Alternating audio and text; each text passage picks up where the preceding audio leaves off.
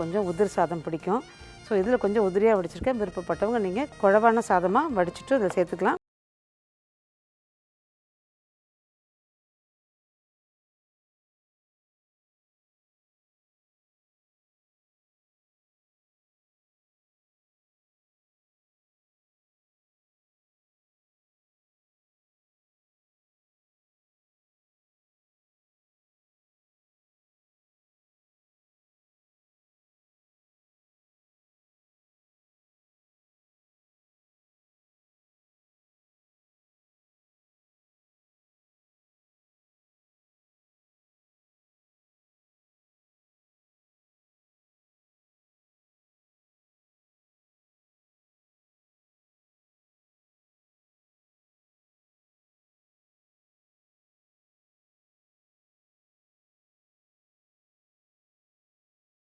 நல்லா உள்ளே இழுத்துக்கிட்டு அது ஊறி போனதுக்கு அப்புறமா பார்த்திங்கன்னா கெட்டியாயிடும்.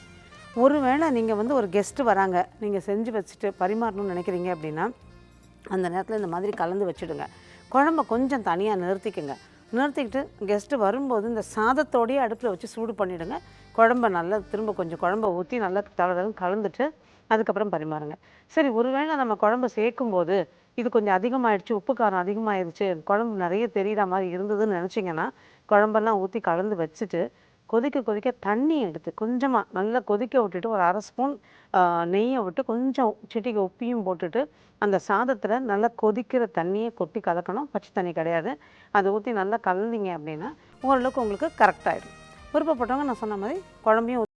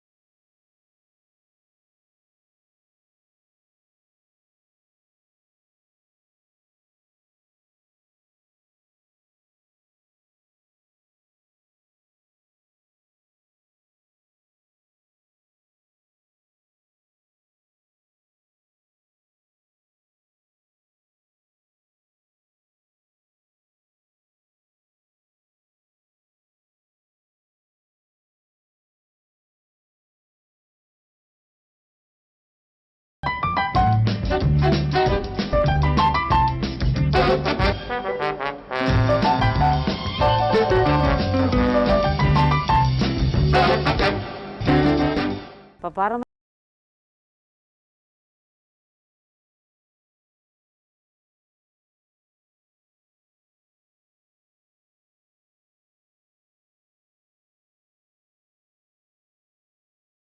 எப்படி பண்ணுறதுங்கிறத பார்க்கலாம். அதுக்கு முன்னாடி அதுக்கு என்னென்ன தேவைங்கிறதையும் பார்க்கலாம். காலிஃப்ளவர் நடுத்தர சைஸ் உள்ளது பூக்களாக துருவி கொள்ளவும். பச்சை பட்டாணி 1/2 கப், பொடியாக நறுக்கிய சின்ன வெங்காயம் 1/2 கப், தேங்காய் துருவல் 1/4 கப், ஒரு அங்குல துண்டு இஞ்சி தோல் நீக்கி பொடியாக நறுக்கி கொள்ளவும். 2 பச்சை மிளகாய்கள் பொடியாக நறுக்கி கொள்ளவும். பூண்டு 6 பற்கள் தோல் உரித்து பொடியாக நறுக்கி கொள்ளவும். மிளகுத்தூள் 1 டீஸ்பூன், உப்பு தேவையான அளவு, கருவேப்பிலை சிறிதளவு, எண்ணெய் 2 டேபிள் ஸ்பூன். இப்போ இந்த வெஜிடேரியன் முட்டை பொரியலுக்கு தேவையான பொருள்லாம் பார்த்தோம் இல்லையா? பார்த்திங்கன்னா வெஜிடேரியன் முட்டை பொரியல்னு சொன்னாங்க. அப்போ என்ன வெஜிடேரியன் முட்டையா? அந்த முட்டை என்ன வெஜிடேரியன் அப்படின்னு யோசிக்கலாம். அதில் பரவலாக மாற்று கருத்தெல்லாம் இருக்குது. சில பேர் வந்து முட்டை வெஜிடேரியனுங்கிறாங்க, இல்லைங்கிறாங்க. நம்ம அந்த பக்கமே போக வேண்டாங்க. நம்ம அழகாக காய்கறியை வச்சு ஆனால் பேரை மட்டும் அவங்க வந்து கொஞ்சம் எடுத்துக்கிட்டு ஒரு பொரியலை பண்ண போகிறோம். நம்ம ஏற்கனவே பார்த்த மாதிரி இதில் காலிஃப்ளவர். இந்த காலிஃப்ளவர் பார்த்திங்கன்னா மீடியம் சைஸ் பூன்னு சொல்லியிருக்கேன். நடுத்தர சைஸு அந்த பூ இருந்தால் போதும். அந்த காம்பை, அதாவது அந்த பச்சை காம்பை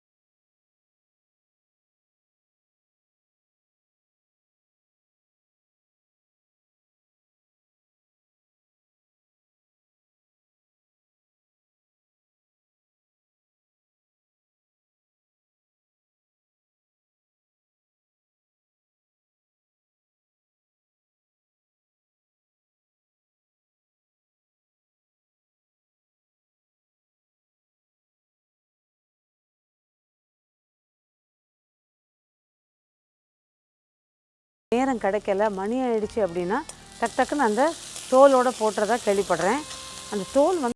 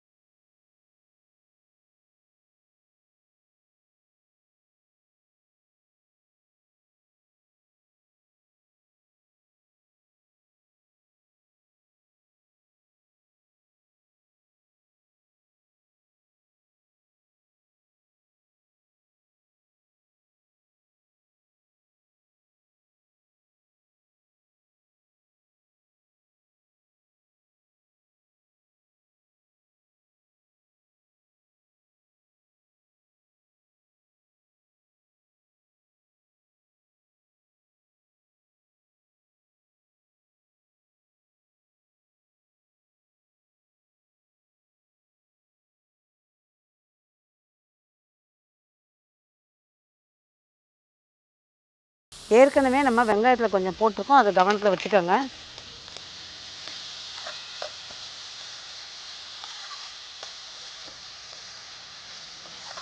இந்த இந்த பச்சை பட்டாணி வெந்துருமான்னு யோசிக்கலாம் எல்லாம். இது பார்த்தீங்கன்னா அதாவது ஃப்ரீசரில் நான் ஸ்டோர் பண்ணி வச்சுருந்த பட்டாணி. ஸோ இது சட்டுன்னு வெந்துடும். அதே பச்சை பட்டாணியாக இருந்ததுன்னா நீங்கள் ஒருவேளை பச்சை பட்டாணி ஏதாவது ஃப்ரீசரில் வைக்காமல் ஃப்ரெஷ்ஷாக வாங்கிட்டு வந்து பயன்படுத்துகிறீங்கன்னு வச்சுக்கோங்க. இது நல்லா வெங்காயம்லாம் வதங்கினதுக்கப்புறம் முதல்ல பட்டாணியை போட்டுட்டு தீ குறைச்சி ஒரு 2 நிமிஷம் வேக விட்டுருங்க. அப்புறமா காலிஃப்ளவர் சேர்த்துக்கிட்டிங்கன்னா ரெண்டும் சமமாக வெந்துடும். இன்றைக்கி நான் ஃப்ரீசரில் வச்சு இந்த பட்டாணி எடுத்து வந்து நான் போட்டதுனால அது சட்டுன்னு வெந்துடக்கூடிய தன்மை உள்ளது. அதனால தான் ரெண்டுத்தையும் ஒன்றா போட்டுட்டேன். அதே மாதிரி மூடி போடணும்னு அவசியம் கிடையாது. மூடி போடும்போது பல நேரங்களில் வந்து இந்த கலர் மாறுறதுக்கான வாய்ப்பு ரொம்ப ரொம்ப அதிகம்.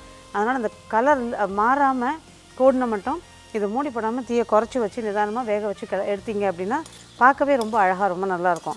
இப்போ பார்க்கும்போது நான்வெஜ் சாப்பிட்றவங்களா இருந்தாலோ இல்லை முட்டை சாப்பிட்றவங்களா இருந்தாலோ தெரியும். அது பார்க்குற போதே பார்த்திங்கன்னா முட்டையை பெரட்டினா எப்படி இருக்குமோ அந்த மாதிரி ஒரு தோற்றம் கொடுத்துருக்கு. அதனால இதுக்கு வெஜிடேரியன் முட்டை பொரியல். ஸோ இப்போ நம்ம ஒரு 5 நிமிஷத்துலேருந்து 8 நிமிஷத்துக்குள்ளே வெந்துடும். வெந்ததுக்கப்புறமா நம்ம மிளகுத்தூளும் தேங்காய் பூவும் போட்டு கிளறி இறக்கணும் அப்படின்னா ரெடி. ஒரு நல்லா கொஞ்சம் வேக விட்டுட்டு அதுக்கப்புறம் போடலாம்.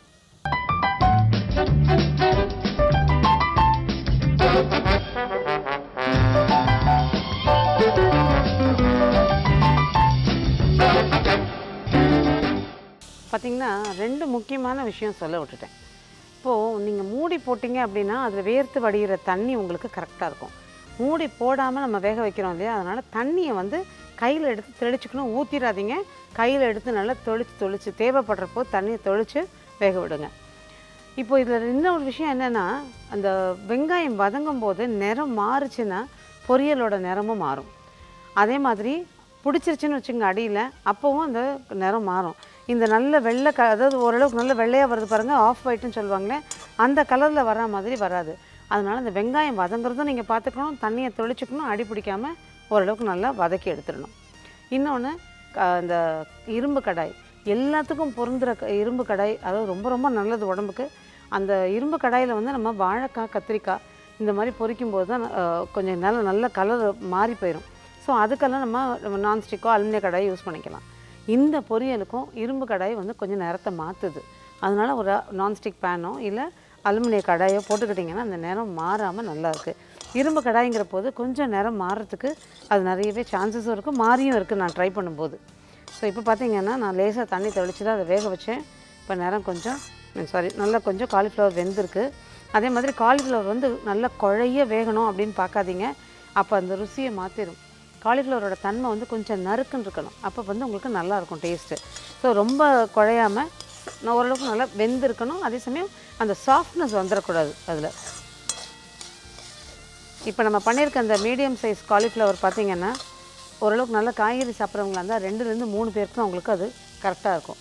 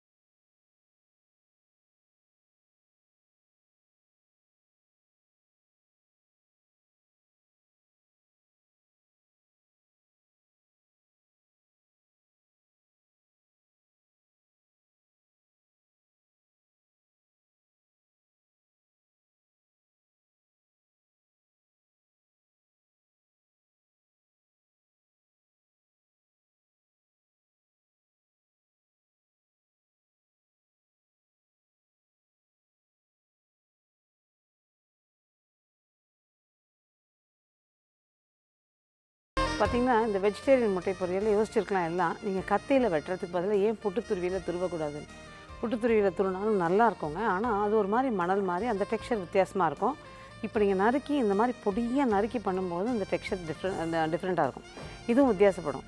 ஆனா, இதில கிடைக்கிற அந்த டேஸ்ட் வந்து அந்த துருவுறதுல